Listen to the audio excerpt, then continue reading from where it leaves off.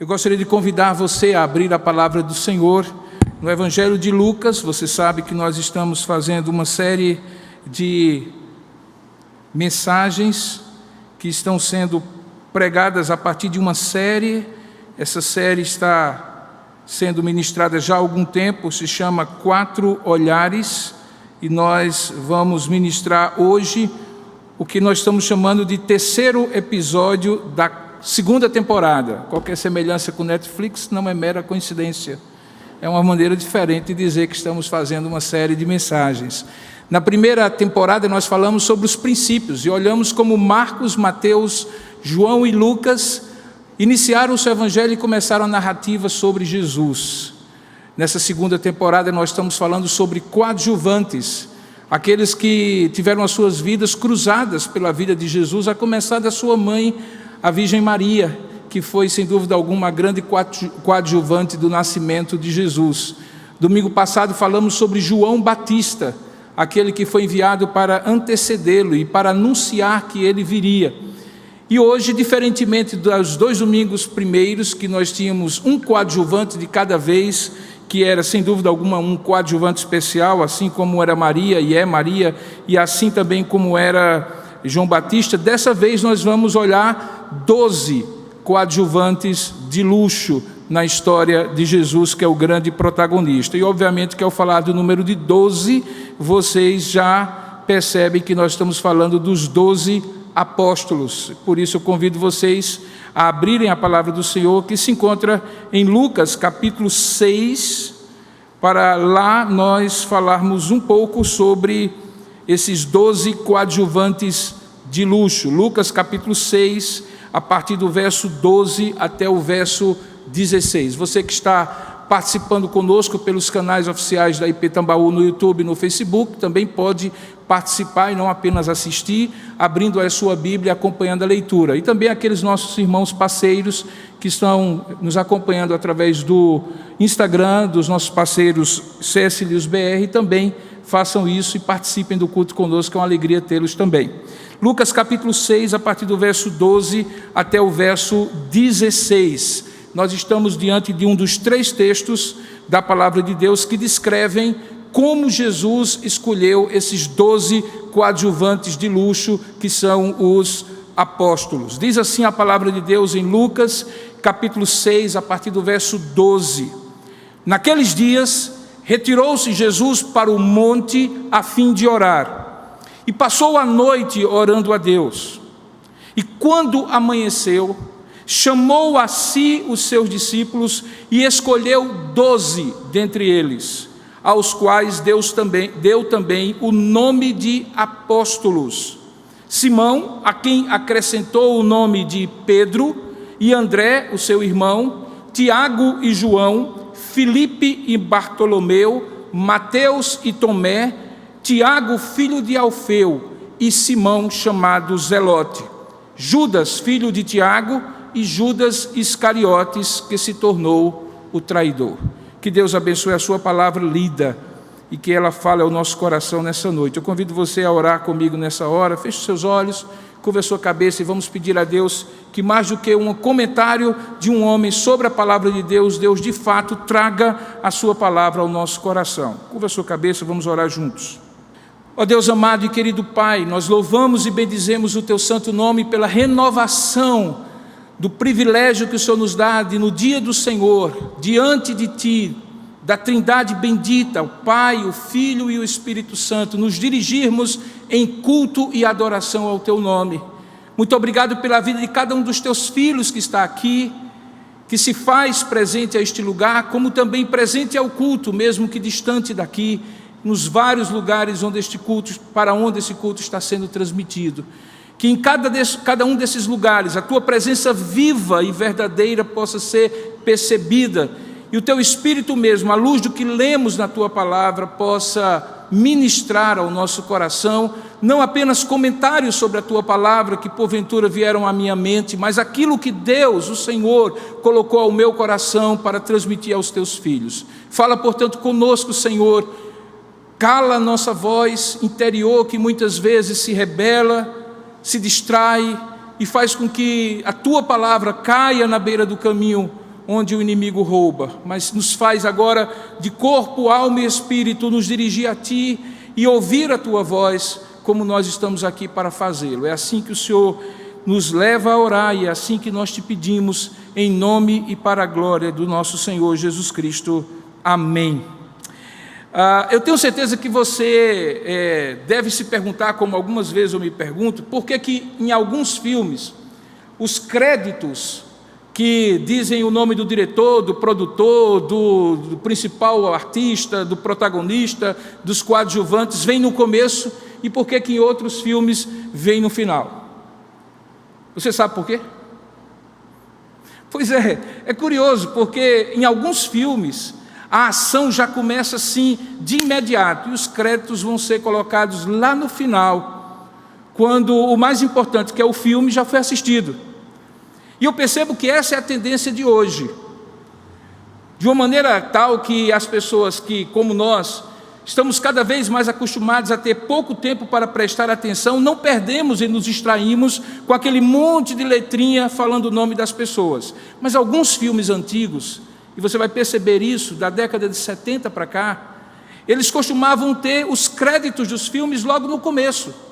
Era uma outra época, as pessoas talvez tivessem mais paciência para ver se o artista favorito delas era o protagonista ou se aquela artista era a coadjuvante e assim por diante.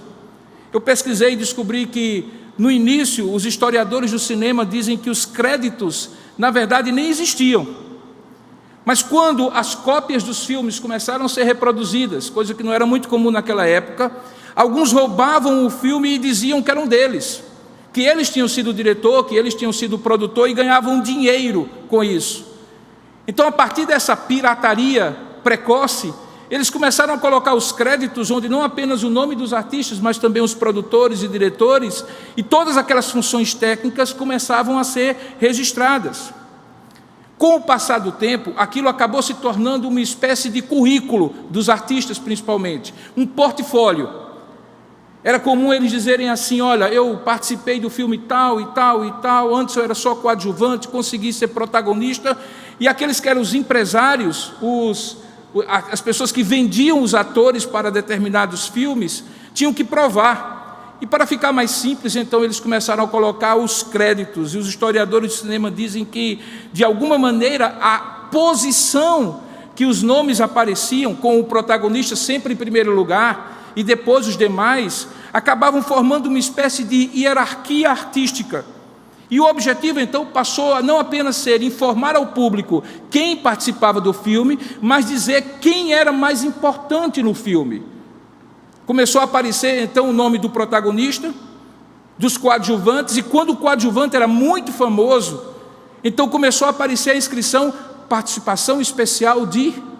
E aí aparecia aquele sujeito super, hiper, mega famoso, que não era o protagonista, mas era um coadjuvante, mas não um coadjuvante qualquer, era um coadjuvante de luxo. Ainda hoje, quando a gente vai procurar filme, se você for como eu, você não procura apenas pelo título. Às vezes eu quero assistir um filme de um grande, como por exemplo Jack Nicholson, Dustin Hoffman, Jamie Foxx, Anthony Hopkins, ou então uma das grandes, Meryl Streep, Judy Foster, Anne Bancroft. E aí eu coloco lá no Netflix ou numa plataforma de streaming e aparece a filmografia daquela artista.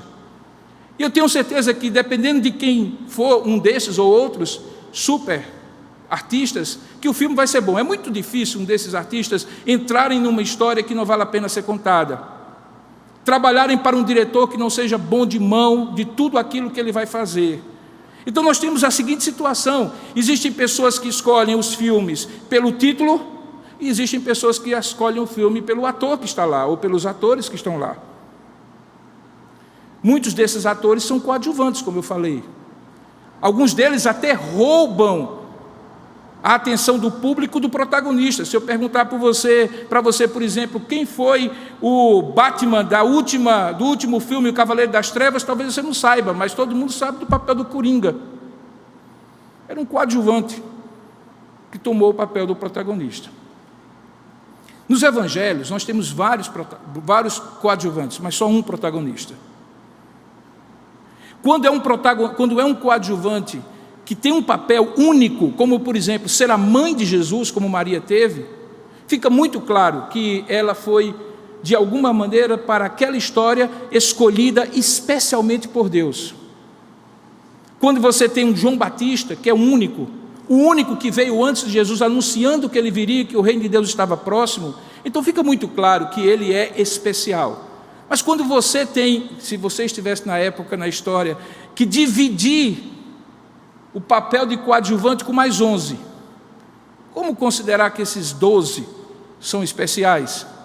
Como considerar que esses 12 são coadjuvantes de luxo? É justamente isso que nós iremos ver hoje, a partir de 3 dos 4 olhares que seriam possíveis de tratar dessa questão. Como você sabe, os 4 olhares que eu estou chamando são os olhares de Mateus, Marcos, Lucas e João. Mas nesse caso, a escolha dos apóstolos, somente 3 descrevem como foi: Lucas, que nós lemos, Marcos e Mateus. E quando nós olhamos a maneira como cada um deles descreveu, nós vamos perceber certas nuances, certos aspectos e detalhes que lançam muita luz. Por que esses homens foram escolhidos? Como esses homens foram escolhidos? E para o que esses homens foram escolhidos? E, portanto, ao entender como, por quê e para que, nós vamos entender por que eles foram coadjuvantes de luxo, como assim eu considero. Volte os seus olhos agora ao texto novamente, por favor, que se encontra em Lucas capítulo 6.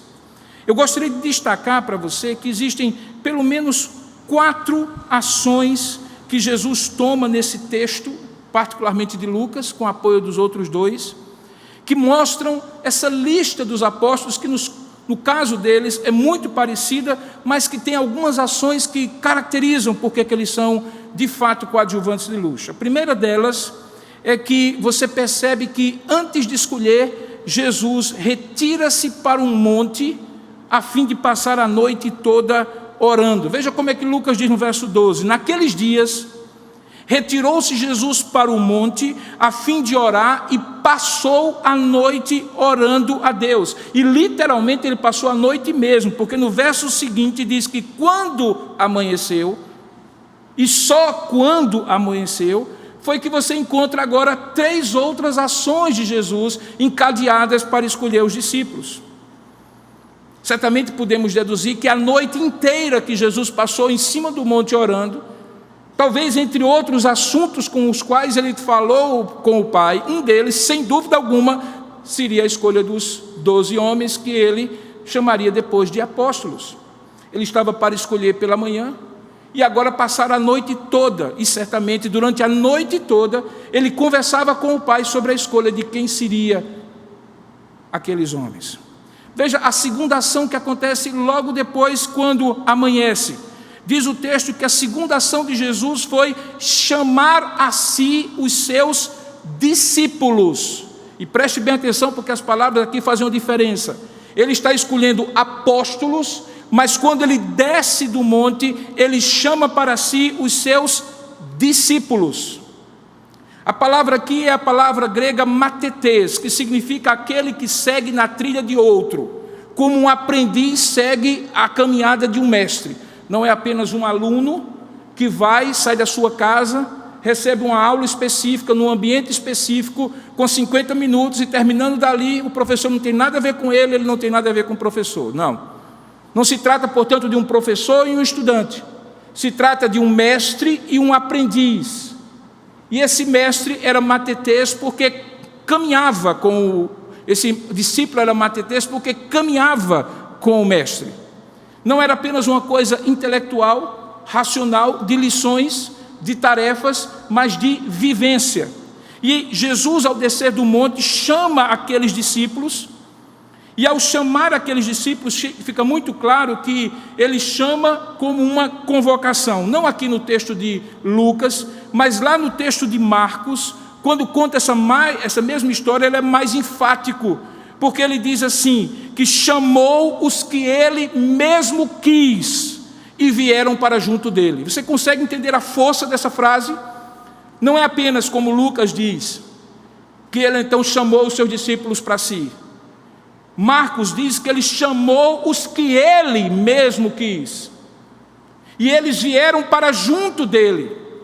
Não era apenas um chamado do tipo, se der, vamos caminhar juntos. Não. Era um chamado do tipo, você está convocado. Era quase um recrutamento. Ou melhor, era mais do que um recrutamento. Aí nós encontramos Jesus fazendo uma terceira coisa, uma terceira ação. E isso vai num crescente. Ele sobe no monte, ora a noite toda, amanhece, chama para si os seus discípulos, convocando-os. E nessa hora eram todos, viu?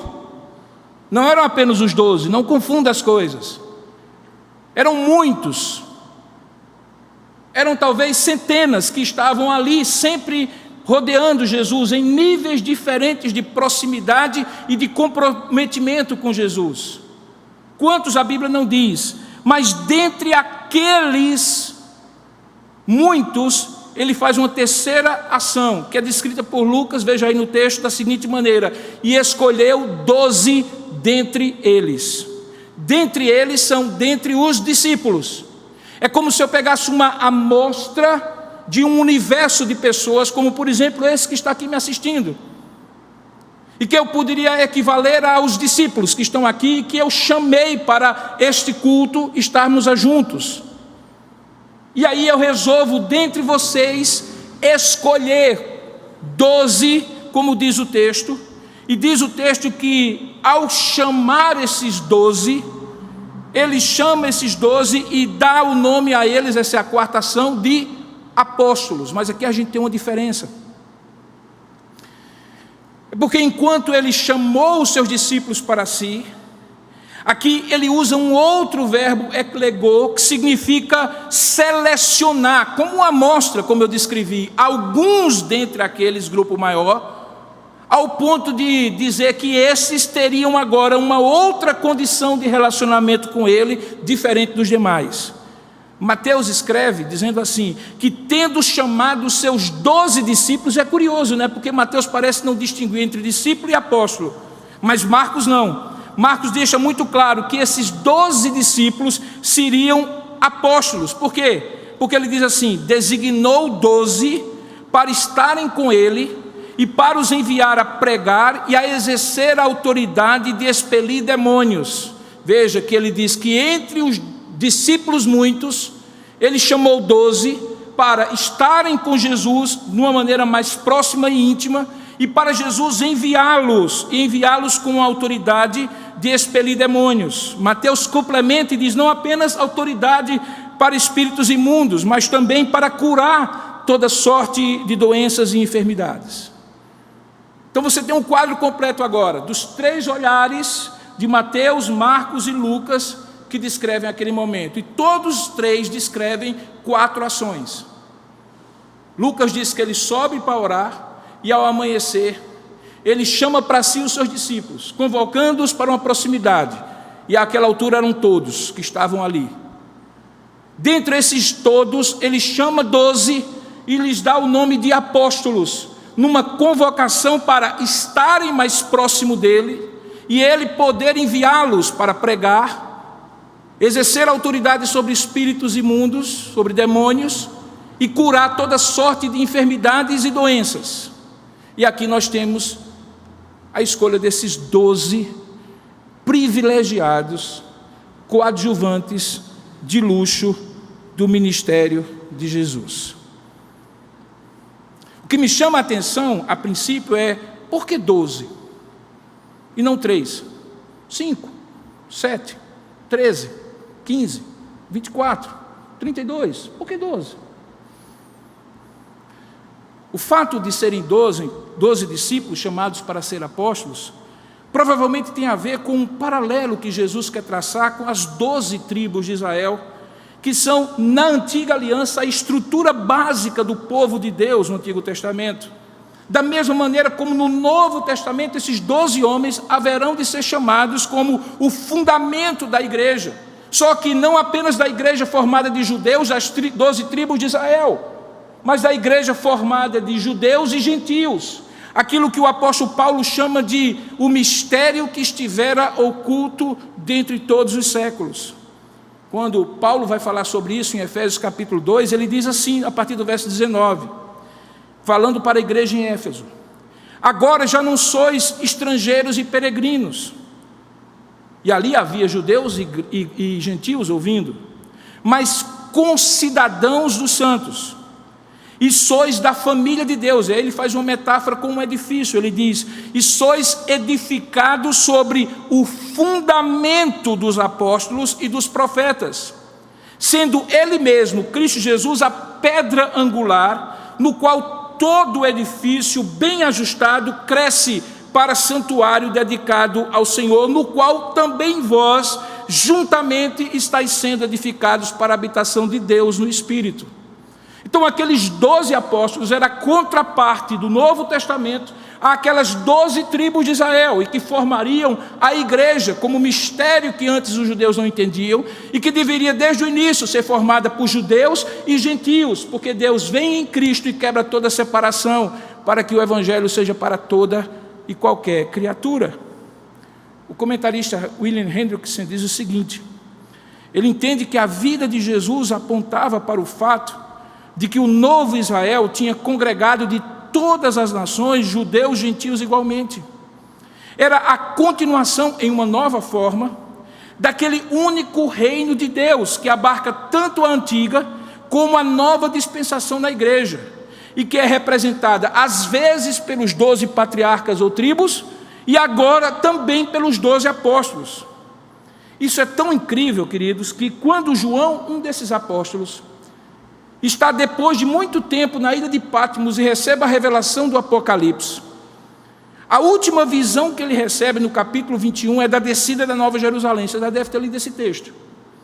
E a descrição simbólica dessa Nova Jerusalém lhe dá algumas pistas do que realmente é, e que não é uma cidade, literalmente falando, porque ele diz assim, que essa Nova Jerusalém, capítulo 21 do Apocalipse, verso 12, que ele viu, tinha grande e alta muralha, e nessa alta e grande muralha tinha 12 portas, e junto às portas 12 anjos, e sobre elas, sobre as portas, inscritos nomes que são os 12 ou as 12 tribos dos filhos de Israel. E aí você vai dizer assim, ué, e os 12 apóstolos? Entra no verso 14. No verso 14 ele diz, e a muralha da cidade tinha 12 fundamentos, e estavam sobre estes o nome dos 12 apóstolos do Cordeiro. Por isso que tinha que ser 12. Para ficar claro que nem aquelas 12 tribos de Israel eram mais do que eventuais 5, 6 ou 7 apóstolos, nem eventuais 15, 20 ou 30 apóstolos eram mais do que aquelas 12 tribos de Israel. Eram 12 da antiga aliança, 12 da nova aliança, o povo de Deus. O terceiro aspecto que me chama a atenção é a diversidade desse grupo. Veja, os primeiros discípulos de Jesus que foram escolhidos como apóstolos nessa ocasião foram André, Pedro, João e Tiago. Eles eram pescadores, vocês conhecem a história. Mas um dentre eles, Mateus, ou Levi, como também era conhecido, era coletor de impostos a serviço do Império Romano que tinha invadido aquela nação.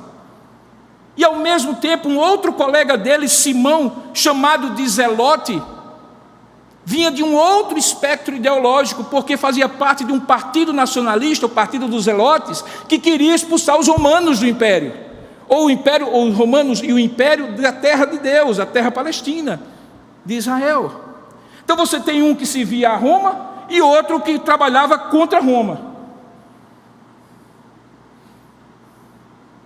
Alguns foram trazidos por outros discípulos, por exemplo, Bartolomeu, que também é conhecido como Natanael, foi trazido por Filipe, do mesmo jeito que André trouxe o seu irmão Pedro, Simão. Alguns foram buscados com uma ordem seca, como Levi, o Mateus, vem e segue-me. Ele deixou tudo e seguiu. Outros tiveram um pouquinho mais de explicação. Pedro, Tiago, João, vinde após mim, eu vos farei pescadores de homens.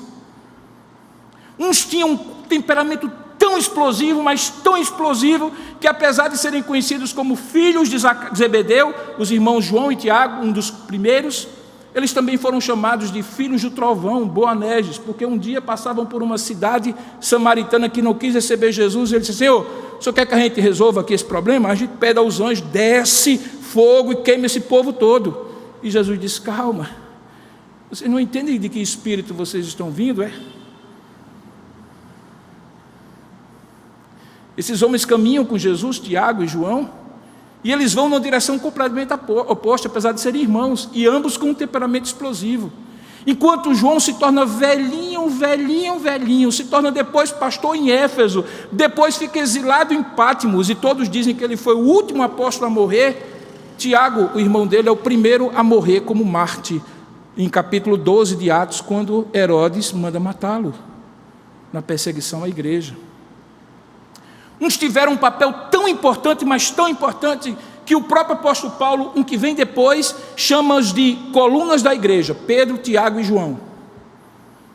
Porque a igreja em Jerusalém dependia da opinião e da força deles como verdadeiro baluarte. Isso é tão forte que alguns chegam a dizer que aquele que era o primeiro, nas 4 listas que tem dos apóstolos, Pedro, era o próprio Papa. E aí eu aplico a esse princípio aqui o mesmo de Maria: nem Pedro de mais, nem Pedro de menos. Ele tinha sem dúvida alguma preeminência sobre os outros, mas estava longe de ser o vigário de Cristo, como alguns querem fazê-lo. Outros foram completamente anônimos. Vocês conhecem alguma história sobre Tomé, além do fato de ele ter não crido em Jesus quando Jesus ressuscitou? Vocês conhecem outra história? Conhecem alguma coisa sobre Tiago, filho de Alfeu? Completamente desconhecido, pelo menos no relato bíblico. A gente não sabe quase nada de alguns como esses, Tiago, filho de Alfeu, que também é chamado por Marcos de Tiago o menor, não apenas porque era pequenininho, mas porque diante de Tiago, que era coluna, ele era um menos importante. Mas entre ser famoso e ser anônimo, certamente teria sido melhor para Judas Iscariotes ter ficado no anonimato, porque nas 4 listas ele é o último a ser citado, e sempre com a seguinte pecha: Judas, que veio a ser o traidor. E entre ser um coadjuvante que quer roubar o lugar do protagonista, como Judas quis, é melhor ser anônimo, como Tiago, filho de Alfeu. Ou como Tiago, o outro, esse mesmo filho de Alfeu, que precisava ser distinto de Judas, de Tiago o maior, para não ser confundido. Ou de Judas Tadeu, ou Lebeu, que sempre é colocado como Judas Tadeu, ou Judas Lebeu, para não ser confundido com Judas Iscariotes. Alguns eram impulsivos e sempre falavam. Você vê nas narrativas do Evangelho, quem primeiro fala? Pedro. Senhor, o que é que vocês acham? Outros preferiam trabalhar como facilitadores. Você já prestou atenção em Filipe? É ele que vai atrás dos 5 pães e 2 peixinhos para Jesus fazer a multiplicação dos pães. É ele que, quando alguns gregos chegam e dizem assim: queremos ver a Jesus, ele chama André e facilita o encontro. É Filipe que vai buscar Natanael. Ele é o facilitador. Esse grupo era diverso. Alguns dizem que uma equipe de alta performance tem que ter essa diversidade mesmo, para que você tenha pessoas que acrescentem ao grupo coisas diferentes dos demais. Mas deixa eu lhe dizer uma coisa: eu não teria escolhido esses 12,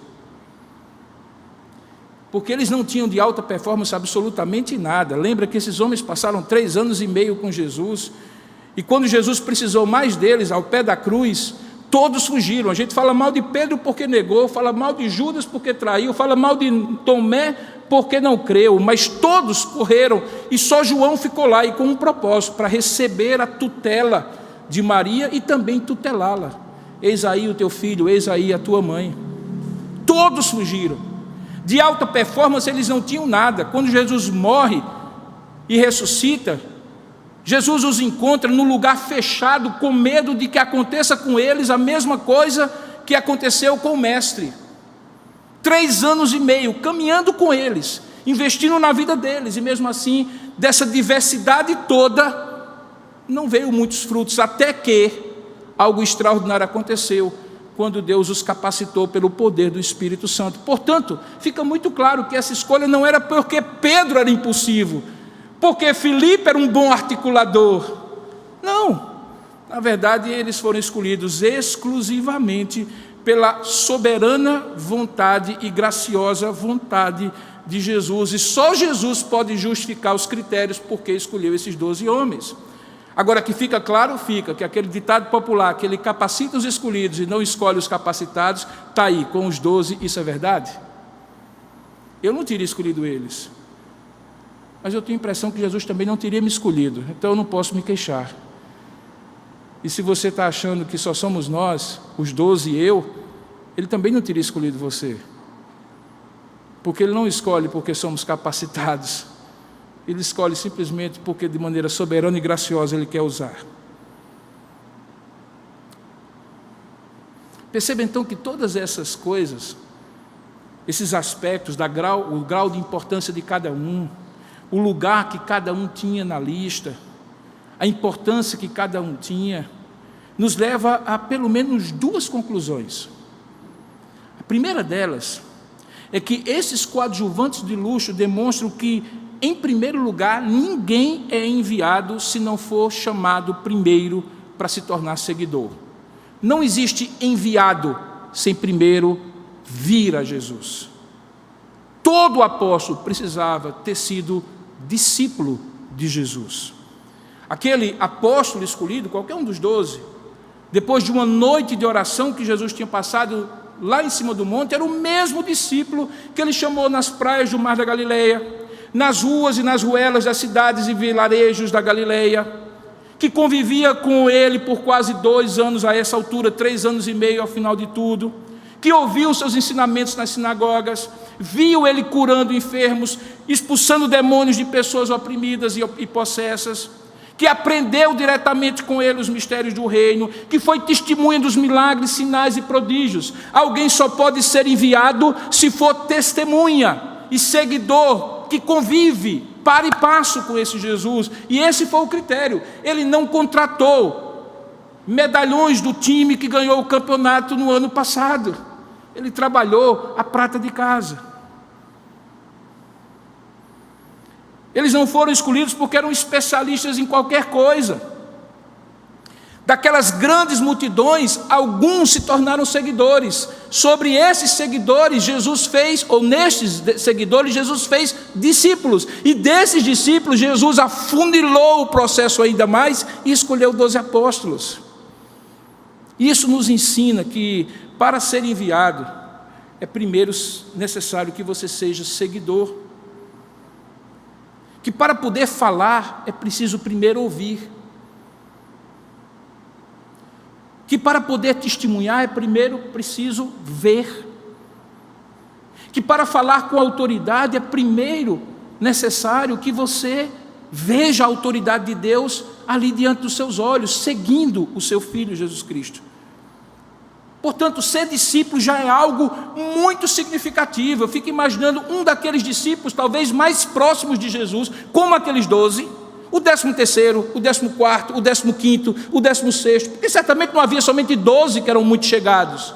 Na hora em que Jesus desce do monte, e aí ele escolhe os 12, e aí o sujeito fica do lado de fora. Sabe de uma coisa? Possivelmente esse sujeito não ficou desapontado, porque seguir a Jesus já era algo maravilhoso, já era um privilégio, sem dúvida alguma ser discípulo, era maior ainda de ser apóstolo, mas não havia desonra nenhuma em não ter sido escolhido. Todos sabiam que essa relação entre mestre e discípulo era algo tradicional naquelas culturas semíticas da época. Você lembra, Josué foi discípulo de Moisés, Eliseu foi discípulo de Elias, João Batista teve discípulos, um dos deles foi André, e João Batista transferiu a lealdade dele para Jesus, quando diz: eis ali o Cordeiro de Deus que tira o pecado do mundo. Até os fariseus tinham discípulos.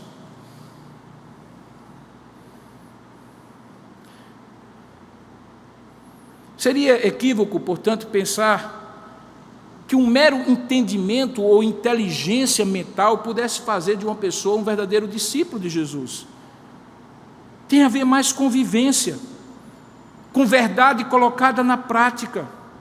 Precisa estar dentro do ser da pessoa. O verdadeiro discípulo vive em íntima comunhão com o seu mestre. Isso acontece, sabe por quê? Porque quem escolhe o discípulo é o mestre. Não há um processo de recrutamento que você coloca o seu currículo na internet para ser discípulo de Jesus. É Jesus que escolhe e deixa muito claro que o que ele vai fazer na vida de um discípulo é tornar o discípulo semelhante a ele. Por isso que em Lucas, capítulo 6, verso 40, diz que o discípulo nunca estará acima do seu mestre. Todo aquele, porém, que for bem instruído, será como o seu mestre. Quando Jesus, então, chama os seus seguidores, ele certamente já tinha em mente o objetivo de que, entre esses discípulos, ele enviaria alguns como apóstolos. E por isso, como eu falei, ele não contratou especialistas em ser apóstolo. Ele não contratou mercenários, profissionais de outros exércitos. Ele não foi no Sinédrio e encontrou os mais intelectuais, os mais capazes. Ele foi às margens do Mar da Galileia e escolheu pescadores, para que o protagonismo dessa história não seja nunca do coadjuvante, mesmo que o coadjuvante faça parte de um grupo seleto, de luxo, chamado apostolado. Isso aqui é o caso típico do gestor que é maior do que a equipe, do técnico que é maior do que o time. E apesar disso, sabe o que ele faz? Ele entrega a estes homens a expansão do seu reino. E diz que agora vai enviá-los. E enviá-los com autoridade. E isso me leva então ao segundo ponto. É que a segunda conclusão que eu chego ao olhar para esse texto é que do mesmo jeito que ninguém é enviado como apóstolo sem se tornar primeiro discípulo, também ninguém é enviado como apóstolo sem a autoridade, preste bem atenção nas palavras, a capacidade e a missão que são concedidos por aquele que envia. Quando ele envia, ele dá três coisas: a autoridade, a capacidade e a missão. Por isso que esses homens não eram apenas discípulos, eles eram discípulos comissionados. A palavra é comissão. Alguém que é comissionado tem por trás de si uma autoridade daquele que o enviou, tem capacidade para fazer aquilo, poder, competência para fazer aquilo, e tem uma missão muito clara que não é dada e escolhida por ele, mas por aquele que o enviou.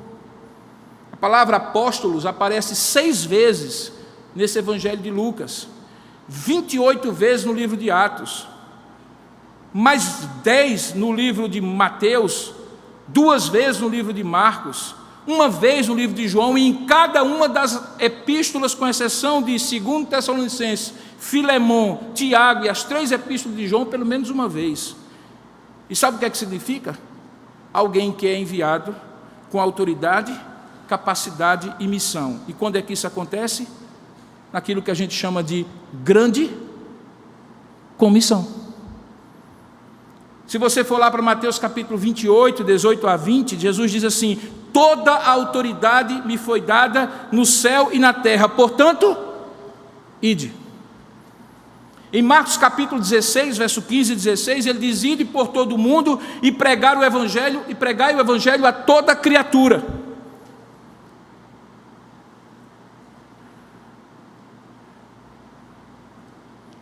Ele garante no texto de Mateus que ele estará convosco, com aqueles apóstolos, todos os dias até a consumação dos séculos. E em Lucas capítulo 24, 46 a 49, Jesus já ressuscitado, quando está subindo aos céus, ele diz: olha, estava escrito que o Cristo havia de padecer e ressuscitar dentre os mortos no 3º dia, e que em seu nome se pregasse arrependimento para a remissão de pecados a todas as nações, começando de Jerusalém. Por isso, vós sois testemunhas dessas coisas, e eis que sobre vós eu envio a promessa do meu Pai. Permanecei, pois, na cidade, até que do alto sejais revestidos de poder. Nós estamos falando de autoridade, de poder, capacidade e de missão. Em João capítulo 20, verso 21 e 22, ele diz assim, aparecendo no meio daqueles homens já ressuscitados: Pai seja convosco. Assim como o Pai me enviou, eu também vos envio. E havendo dito isto, soprou sobre eles e disse-lhes: recebei o Espírito Santo. Isso acontece exatamente 50 dias depois, no dia de Pentecostes, quando o Espírito Santo desce sobre eles. E aí você encontra que aqueles homens fracos e covardes, escondidos depois da morte e ressurreição de Jesus, se tornam capazes de pregar a multidões, como Pedro e João fizeram no capítulo 2, 3 e 4 de Atos, falar para doutores da lei no Sinédrio, curar homens na Porta Formosa, como aquele aleijado que ele levantou diante daqueles homens e da multidão, e dizer com coragem que estavam pregando em Jesus o poder de Deus e a salvação de Deus. Então, nesses textos você encontra essa autoridade delegada de Jesus, esse poder espiritual para fazer a obra e a declaração da missão a ser cumprida, porque apóstolo não é apenas uma pessoa enviada, mas alguém comissionado. A melhor ilustração que eu tenho para dar é alguém que tem uma missão como um embaixador. Inclusive Paulo diz que ele nos deu esse ministério da reconciliação, de sermos embaixadores de Cristo.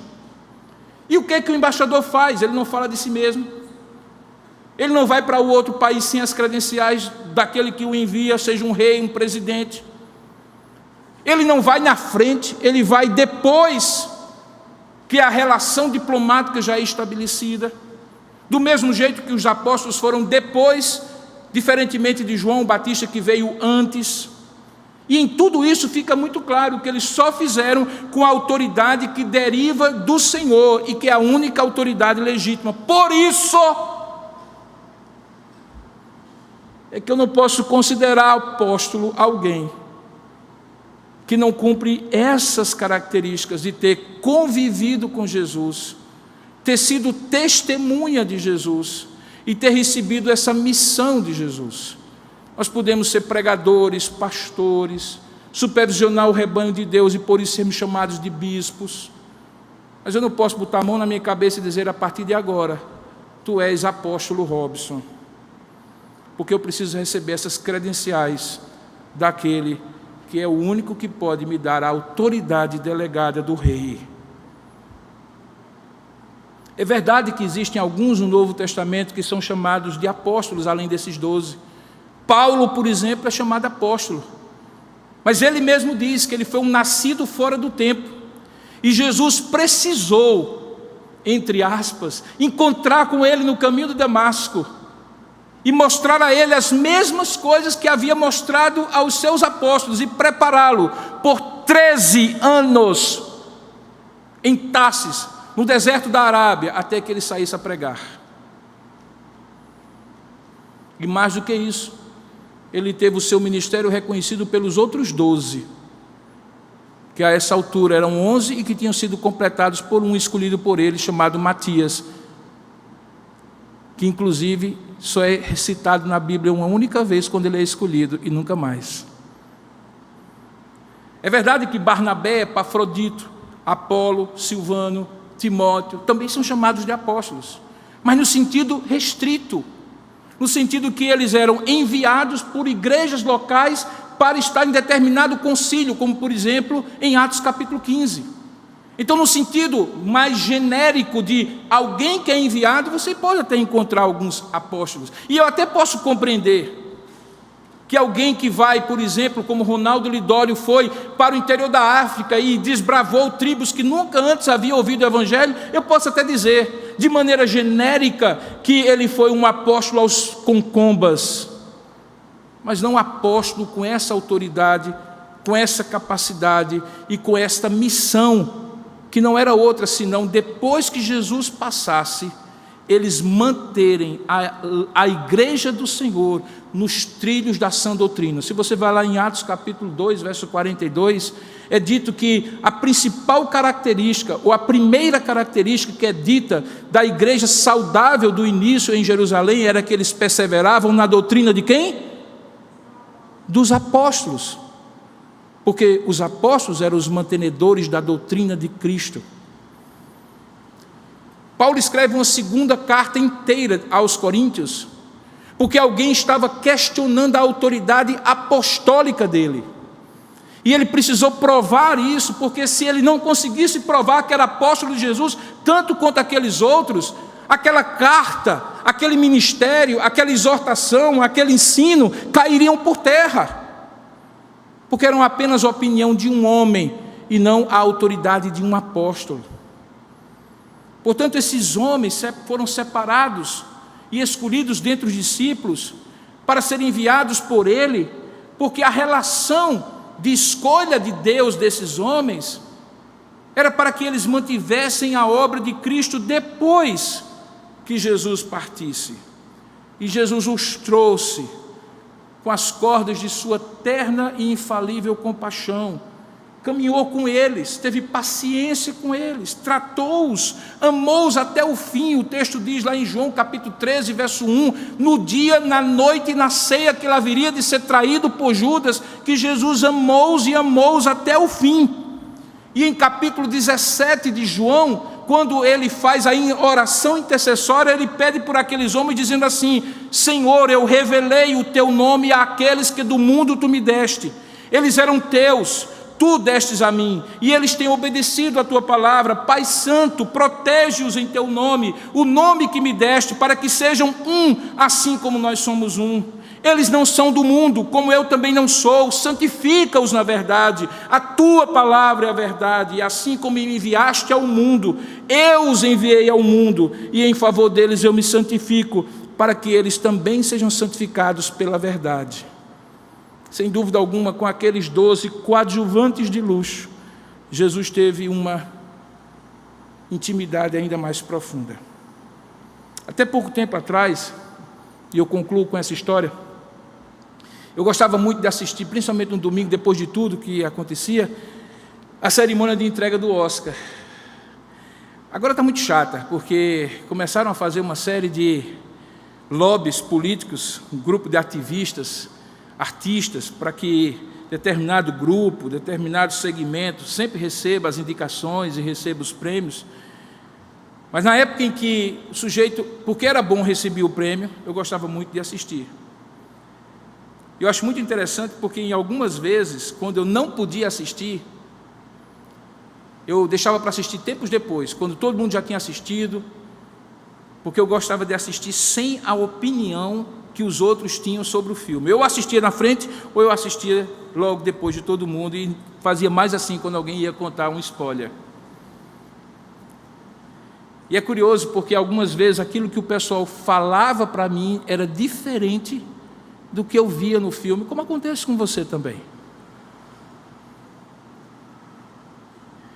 Talvez hoje você ouviu algumas coisas sobre os apóstolos, esses coadjuvantes de luxo, que foram diferentes daquilo que você ouviu ou já tinha ouvido sobre eles. O que me chama a atenção é que nenhum deles quis ser o protagonista da história. Preste bem atenção no que eu vou dizer agora. Eles eram homens ordinários, chamados para um projeto extraordinário, porque tanto quanto for extraordinária a obra que um homem ordinário for chamado, mais salientes serão as limitações, incompetências e inabilidades decorrentes da natureza pecaminosa desse homem ordinário.